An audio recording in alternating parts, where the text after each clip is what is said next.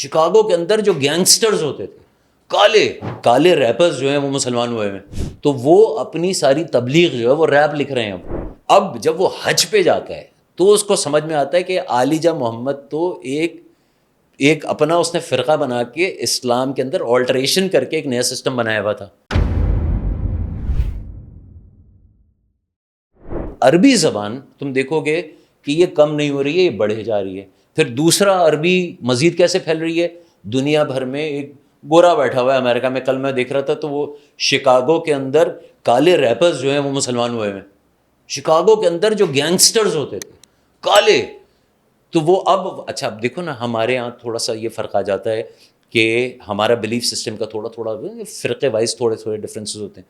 تو میں نے یہ بھی سنا، اب میں نے ایک دو لوگوں کو سنایا بھی، وہ ریپرز تھے اور گینگسٹرز تھے وہاں کے شکاگو کے، تو اب ان کو آتا ہی ریپ ہے، تو وہ اپنی ساری تبلیغ جو ہے وہ ریپ لکھ رہے ہیں۔ وہ مطلب باقاعدہ انہوں نے وہ فلسطینی صافہ باندھا ہوا ہے اور لمبے جبے پہنے ہوئے ہیں اور وہی کالوں والا سٹائل ہے، اور وہ پورا شرعی ریپ بنا رہے ہیں وہ، جس کے اندر وہ سننا کا طریقہ اور روایات اور یہ اب ہمارے ہاں تو ایک پورا سیگمنٹ جو کہتا ہے میوزک تو حلال ہی نہیں ہے،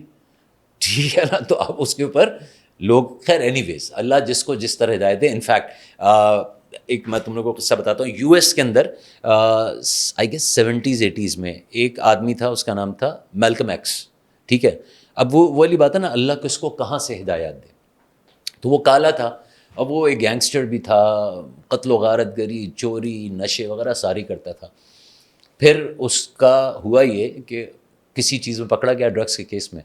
اور یہ میں ٹرو سٹوری بتا رہا ہوں، تم بلکہ جاؤ گے تو تمہیں یہ ڈاکیومنٹریز بھی ہیں اس پہ اور مووی بھی بنی بھی ہے۔ میلکم ایکس کو جیل ہو جاتی ہے، جیل جاتا ہے تو وہاں پہ ایک گروپ ہے، وہ کہلاتا ہے نیشن آف اسلام، اس کا نام تھا، وہ کالوں کا ایک گروپ تھا، اور وہ نیشن آف اسلام کے اندر ان کا ہیڈ تھا، اس کا نام تھا عالیجہ محمد۔ اچھا وہ یو ایس کے اندر 70s کے اندر، 60s 70s میں ٹائم گڑبڑ کر رہا ہوں، لیکن یہ اس زمانے میں پریچنگ کر رہا ہے، اسلام بتا رہا ہے، قرآن پاک کی چیزیں بتا رہا ہے۔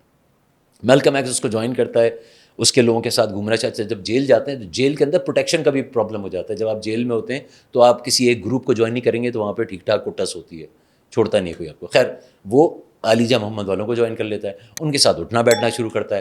اب وہ عالیجہ محمد والے جو ہوتے ہیں وہ اس کو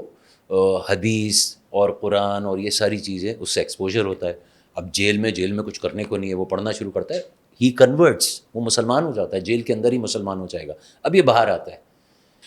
اب یہ اس کو عالیجہ محمد سے ملایا جاتا ہے، عالیجہ محمد ملتے ہیں، یہ دیکھتا ہے بڑا ایک پیسفل سا آدمی ہے اور بڑا کیوٹ سا ایک آدمی ہے، تو یہ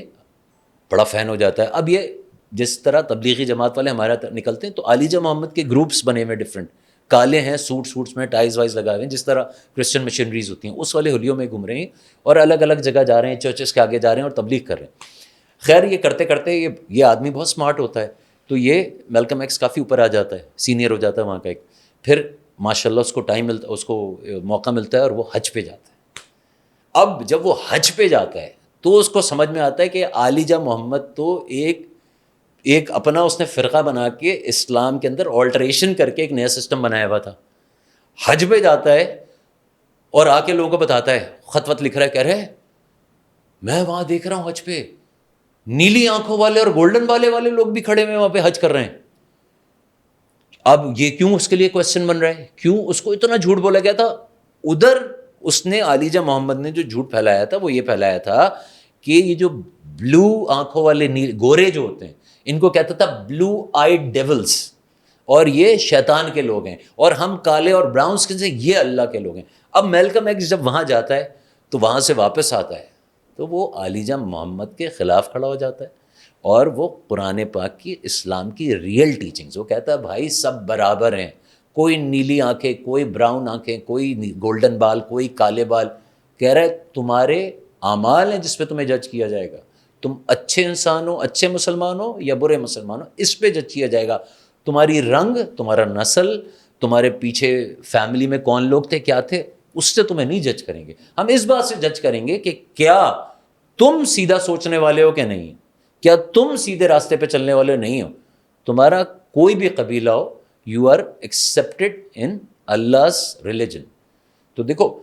جب وہی والی بات ہے کہ جب آپ نے سنا تو سن کر آپ کو لگا کہ یار کچھ اور تھا، جب آپ اپنی ریسرچ میں جاتے ہیں تو آپ کے سامنے ایک پوری نئی دنیا آ کے کھل جاتی ہے